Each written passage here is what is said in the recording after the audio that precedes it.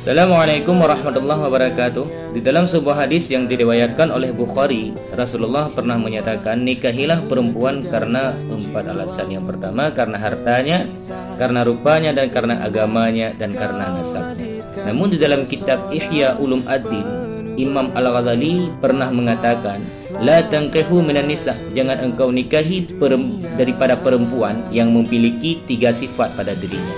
Sifat yang pertama yaitu sifat an-nanah, sifat perempuan yang egois. Dan sifat yang kedua yaitu sifat yang mananah, sifat perempuan yang suka mengungkit-ungkit kembali terhadap apa yang telah diberikan kepada suaminya. Dan sifat yang ketiga yaitu sifat hananah, sifat perempuan yang belum bisa melupakan masa lalunya, sehingga dia suka membanding-bandingkan antara masa lalunya dengan suaminya. Maka oleh karena itu, bagi perempuan jangan pernah memelihara 3 sifat ini. Wallahu a'lam bishawab. Assalamualaikum warahmatullahi wabarakatuh.